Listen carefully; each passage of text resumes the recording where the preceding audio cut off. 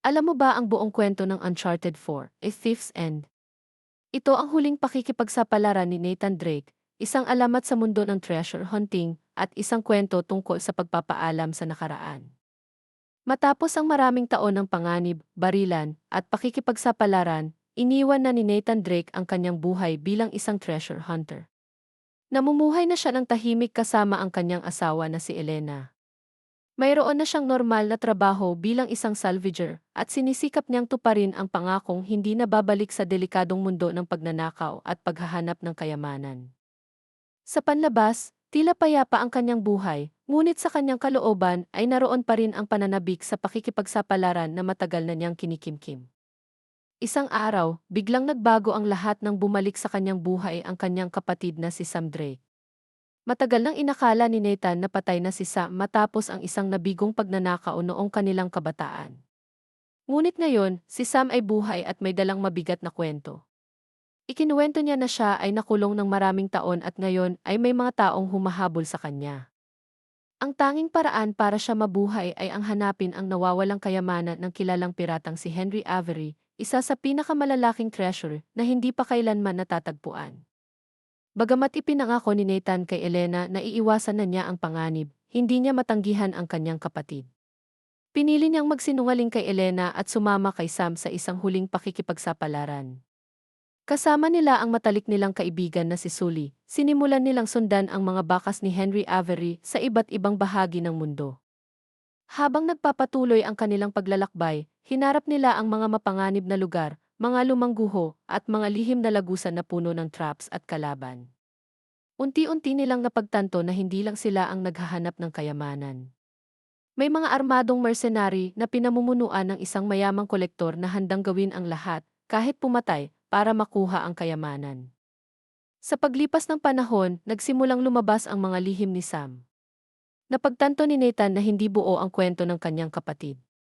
May mga detalye siyang itinago tungkol sa kanyang pagkakulong at sa tunay na panganib na kanilang kinakaharap. Dahil dito, lumalala ang tensyon sa pagitan ng magkapatid.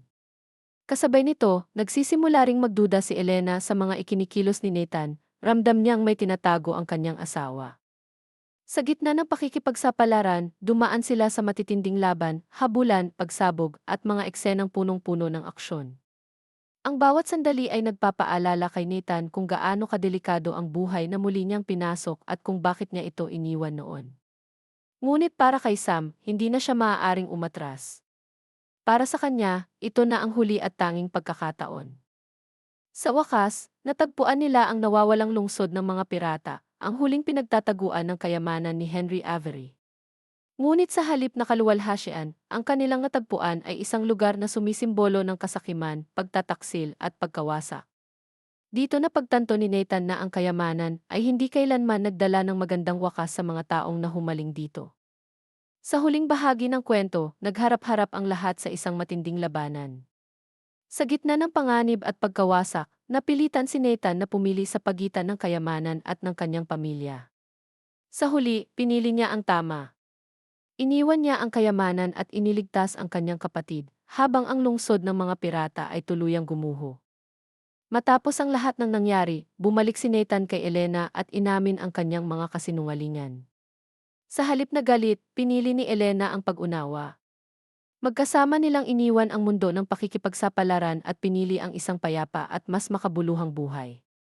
Sa huling sandali ng Uncharted 4, makikita natin ang bagong simula ng pamilya Drake, kasama ang kanilang anak.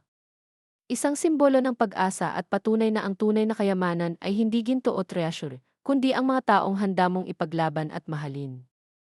Ang Uncharted 4, A Thief's End ay hindi lang kwento ng treasure hunting. Ito ay kwento ng pamilya, pagpapaalam sa nakaraan, at pagpili kung ano ang tunay na mahalaga sa buhay. Iyan ang buong kwento ng Uncharted 4, A Thief's End. Kung nagustuhan mo ang kwento ng larong ito sa Tagalog, mag-subscribe sa Sinelaro para sa mas marami pang cinematic game stories.